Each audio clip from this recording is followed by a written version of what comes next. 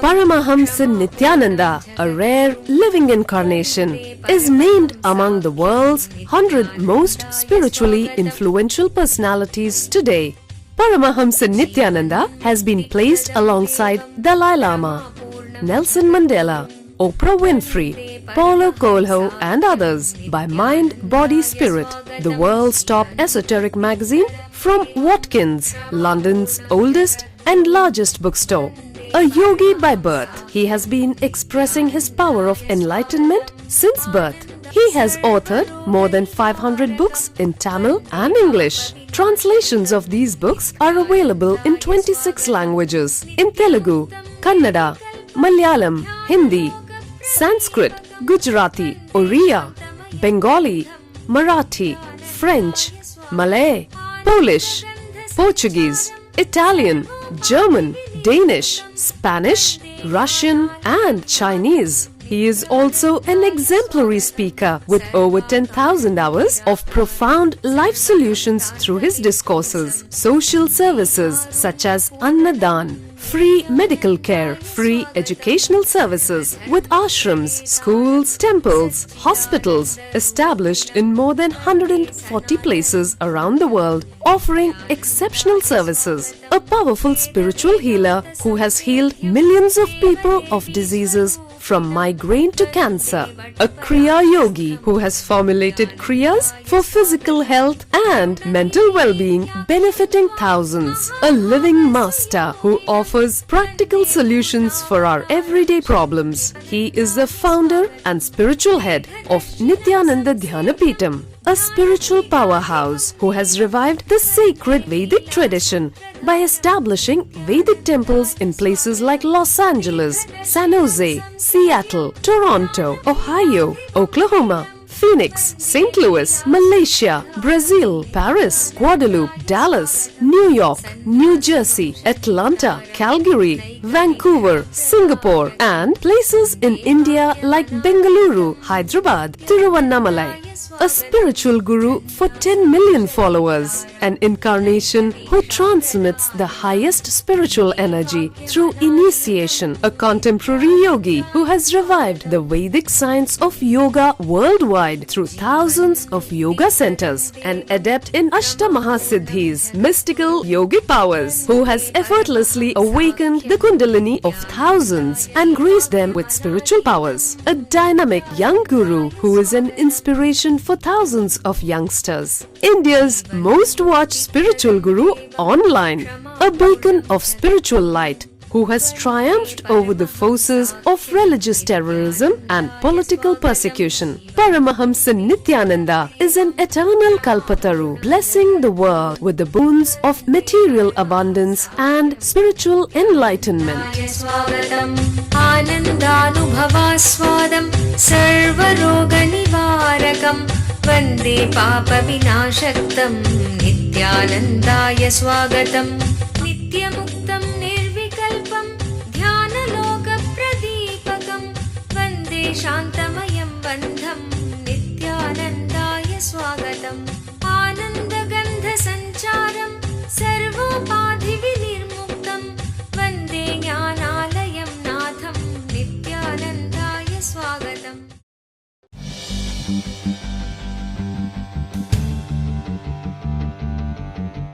Let us start our satsang. Today I'll describe the exact scene of a revival of Madurayadinam. There was a time, arrogant, intellectual, but not intelligent, cunning, but not compassionate, experimenting, but not experienced. Few monks from the perverted Jainic tradition, please understand, not the real Jain tradition. The real Jainism is a powerful spiritual tradition. In course of time, the perverted, diverted Jaina tradition, few so-called priests and monks have evolved who have started only using the wealth and the tradition to fulfill their own ends, who are not honest, authentic or sincere, integrated. whenever a living master leaves the body, the inevitable corruption, perversion which happens in the tradition has happened to the Jainism also at that time. So few Jain monks, very influential but not impressive, powerful but not energetic. Understand? Power means the capacity which comes to you after something from outside is added. Energy means the capacity which comes to you without anything from outside. Powerful but not energetic. Having the status of a leader but not the state of the leadership. Those few fellows were ruling the country and misguiding the king. Poor king, unfortunately, because no other option, he was also obeying them, listening. And these few perverted priests and preachers slowly started grabbing the whole country. The very growth of the country started getting disturbed and destroyed, detracted by these few Jain monks. Queen of the king, wife of the king, Mangayar Karasya, a great lady, woman of a stature of a stature of a sage, still worshipped in all Hindu temples of South India as one of the enlightened saints of Saiva tradition. I can imagine how she would have looked, how she would have been lived, how she would have been living, thinking. A saintly person, highly evolved, devotee of Shiva, Mahadeva.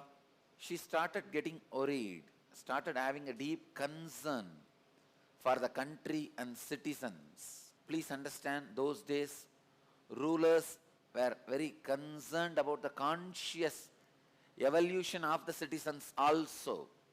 Not just food, clothes, education and infrastructure of the country. No, consciousness of the country was also very important for them. What you believe is more important than what you eat or what you drive and where you live. What you believe as life is more important than the car you drive, the house you live, the salary you receive, the language you speak, or the food you eat, the dress you wear. What you believe as life is too precious to be lost with some fools. So Mangayar Karasya was highly worried. She slowly started feeling suffocated to be in the palace and unable to do anything for the conscious growth of the citizens. She herself is a highly evolved saint. But as you know, wives are never heard nor respected, can never be accepted, especially by king. For a king to listen to a wife, queen, too much. So the king, his name is Goon Pandian, because he had a bent back. In Tamil, the bent back is called goon. Of course, he was surrounded by goons. So, in a way, the name fits in English and Tamil both. His back was bent. He was not ready to listen to Mangayar Karasya, the queen. She tried her best to convince Goon Pandian the complete conscious growth can happen only if emotion also evolves. Please understand, the key difference between the Jainism practiced at that time and the Shaivism is the sacred sentiments for emotional evolvement. Please understand, Jainism had literally everything Shaivism had, Vedic tradition had. They had yoga, they had tapas, they had meditation, they had everything for the growth of the body, yoga, for the growth of the mind, meditation, for the growth of the consciousness, enlightenment. All concepts were available even in those days in Jainism.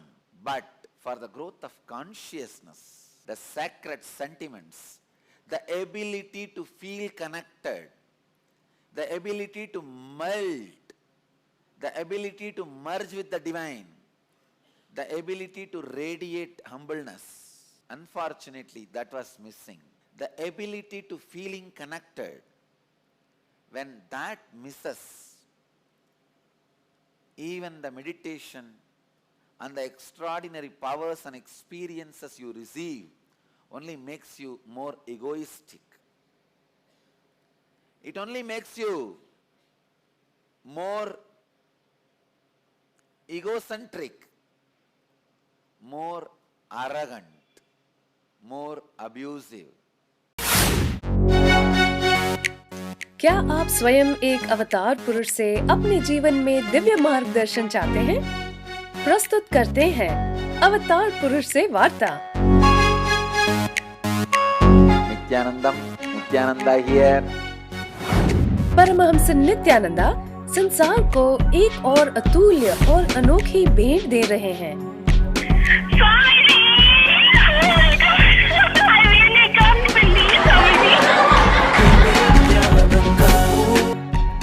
You got practically everything and too much for a phone call.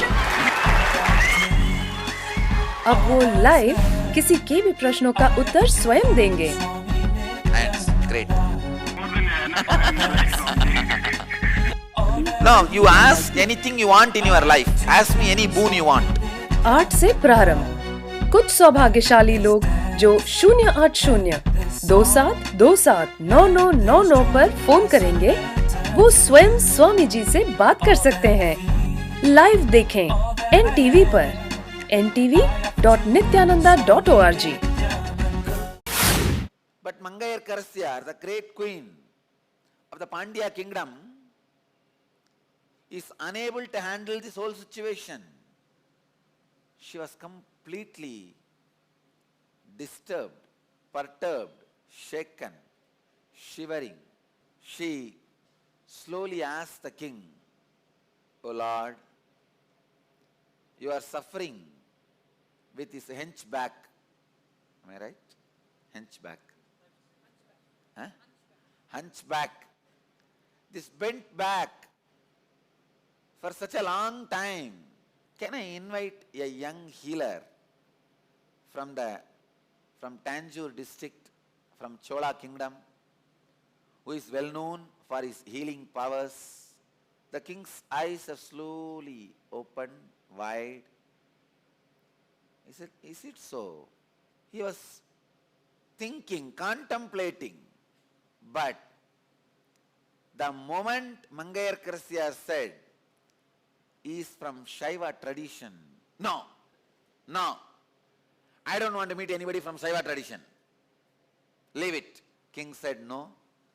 Mangayar Karasyar could not say anything. She just left it.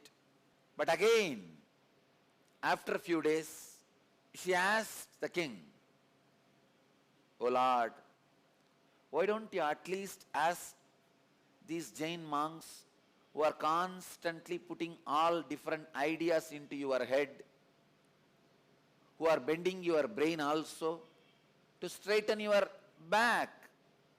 King said, "All right, I'll ask them." He called those few monks. They came and they tried as usual. Some chanting this, that. Nothing worked. And they only were giving empty words. No, life is impermanent. Your body itself is impermanent. Why do you want to straighten it? Whether it is straight or bent, anyhow it is going to be burnt. Understand? If all these words are uttered to raise the king towards enlightenment, it is perfectly all right. Nothing wrong. But if all these words are uttered to cover up their inability, then something is wrong. The other day, I was brought a report by one sad guru who was giving a discourse and saying, all this materialization, giving boons, healing, and all is not enlightenment, not spirituality. Come on. If you are able to do and does not want to do, great. Prove at least once. But don't use all this philosophy, bulbul, to cover up your inability. These monks also, these preachers, they were trying to do the same thing. They try to use the philosophy to cover up their inability. Don't use philosophy to cover up your inability. Use philosophy to create more and more ability. Philosophy should be used to expand your abilities, not to cover up your inabilities. These monks were trying to cover up their inabilities. Queen Mangayarkarasi intervened the scene and told the king, no, enough, we had enough of words. Now, even if the body is impermanent, we want somebody who will straighten it till it dies. Even if it is going to be just next 10 days, we want somebody who will do the job. Not that who will sit and talk. It's like your car has become repair. You take it to the shed and you tell him to repair it. That fellow sits and gives you a discourse on how the world is impermanent. Why do you need a car? Why do you first of all need to walk? Why do you come out of your house? Why don't you sit inside your house itself? We have not come to the car shed for listening to a discourse. We have come to the car shed to get our car repaired. Our great intelligence, the Mangayarkarsi, intervened and told those preachers, no, we don't want any more empty words. We don't want to listen to any more the empty discourses. No. We want result. Finally, the queen was able to convince the Gunpandian, the king, to invite Thiruñana Sambandar, the great saint, the young healer from Chola kingdom. Finally, the Gunpandian thought, all right, anyhow, why not give a try? She talks so much about him. Gunpandian also knows all the husbands, even though they don't listen to their wives, they know their wives are more intelligent than them. Inside their heart, they know. We may not listen to her because of our ego and ideas, but she is intelligent. They know. So finally he thought, all right, why not give a try? Finally, Mangayarkarsi just took the nod of Gunpandian, sends a grand invitation with a palanquin, all the traditional paraphernalia to invite Thiruñana Sambandar, the great saint. The invitation reaches Thiruñana Sambandar. He was exactly in the same situation when I was offered to accept this Madurayadinam throne.